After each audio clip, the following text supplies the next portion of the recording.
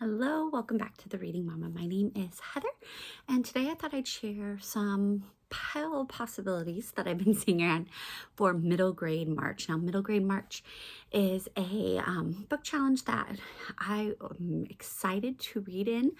I have done a lot of middle grade reading, especially I have soon to be 8 kids all the way up to 14, and I love the middle grade novels.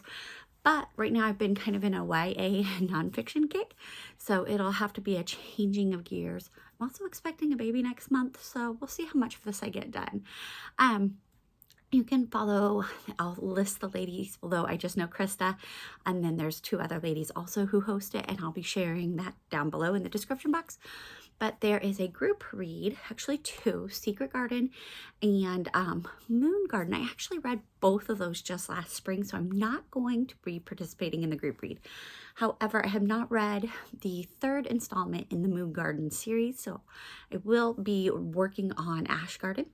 Our library doesn't have it, so I'm doing it on my phone, which is a totally new experience for me. But if you haven't read Secret Garden and Moongarden, I highly recommend them. Secret Garden is a classic, I'm sure everybody knows, of a poor orphan girl from India who is then transferred to England, out in a manor out on the moors. And she's a very surly young girl, and she hasn't been loved very much. And the whole story centers around how this garden helps her find life. And so, let me close this.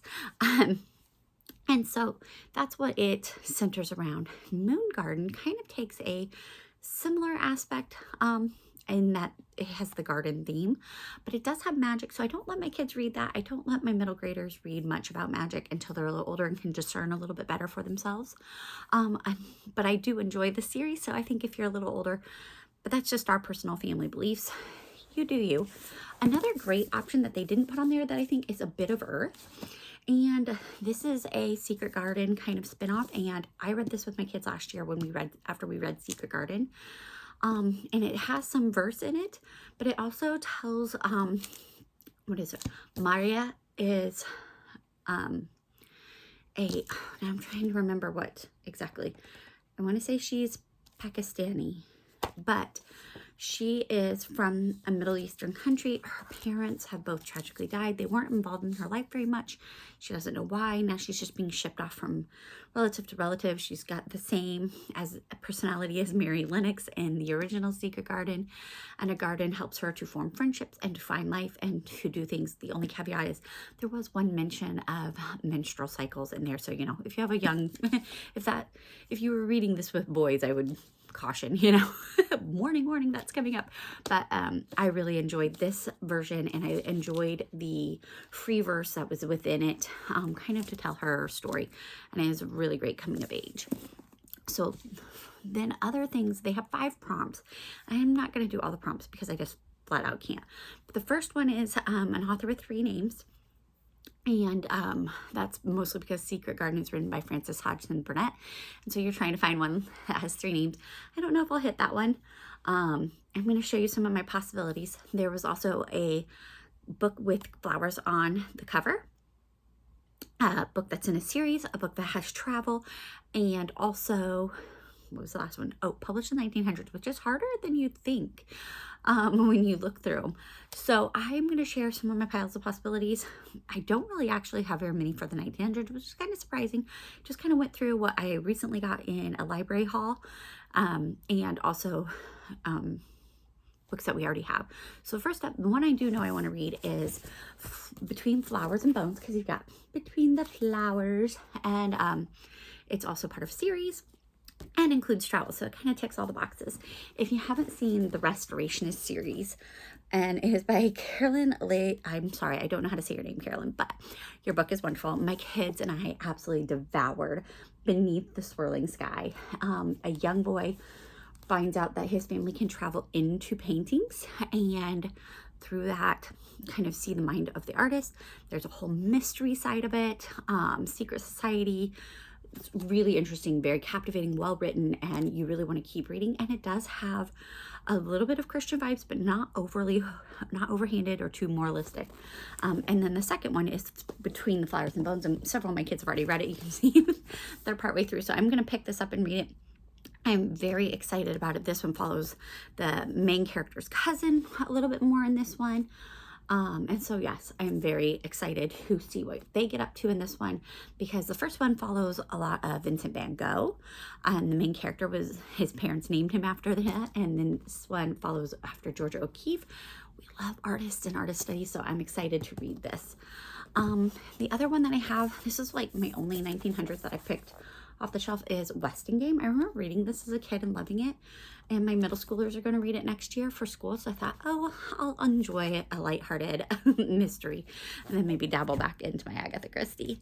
And then I have a pile of possibilities that are just books that I've been getting from the library to pre-read for school or because they looked interesting. One I got for free is The Summer We Found a Baby. I don't know if it's going to be great, but it sounds interesting. It takes place in the summer of 1944, and two sisters find a baby on the steps of the library in Long Island, and it talks about that. So I thought it would be fun, kind of interesting. And it has different viewpoints, so that would be interesting. Another one I'm pre-reading is Paper Wishes, and this is about...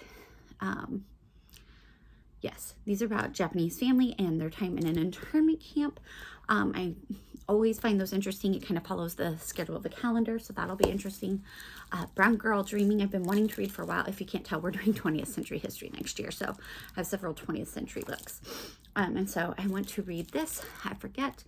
It's, yes, Life in the South in the 60s and 70s from an African American. And then I have a whole bunch of World War II kind of historical fictions here. The Watcher, one of my girls said it looked really good, about a girl who, an American girl who is, what is it? Oh my goodness, yeah, it sounds way interesting. So it's Wendy, an American girl, end up in such a place as Berlin, Germany. Just a few months ago, she was enjoying her time in Maine supporting the U.S. war effort, but she was kidnapped, then betrayed by her own mother, who is actually a Nazi spy. I'm going to quit reading, but now I'm really hooked. That sounds interesting. My older kids just finished Hero on the Bicycle, and they loved this.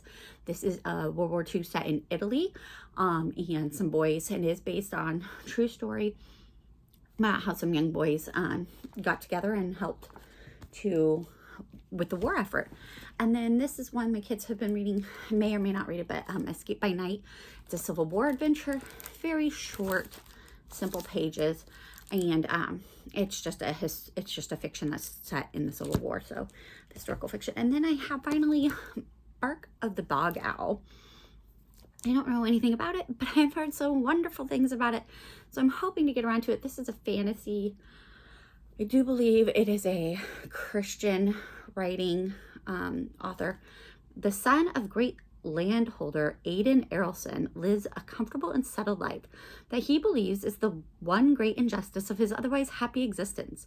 But everything changes when a wandering seer announces that Aidan is destined to be the Wilder King, the long prophesied wild man who will come from the forests and swamps to set things right in the kingdom of Cornwall. Aidan finds himself on a journey that takes him into a world of Freechy folk, a mysterious tribe of half-civilized swamp dwellers who understand things about Aidan that he never understood about himself. I don't know. Sounds interesting. I like fantasy, so hopefully I'll get to that. Like I said, my main ones that I want to read are Flower in the Bones and Westinghouse. I'll add that to my stack, and that Watcher one sounded really interesting. So hopefully I'll get through these four. If I can get to the others, that would be great. But I'm having a baby next month, and we have other things to do, so we'll see. But if you want to know more about this, I will try to link the video below, and hopefully you can join in middle grade March. Middle grade books get a kind of a bad rap sometimes because there's some junk and trash out there, but there are some great ones too, so don't just knock it off. They're great for adults. My big kids will often go back, and my teenagers go back and read the middle grade books because some of them are just written so well that you don't want to skip them. So thank you so much for watching, and have a great day.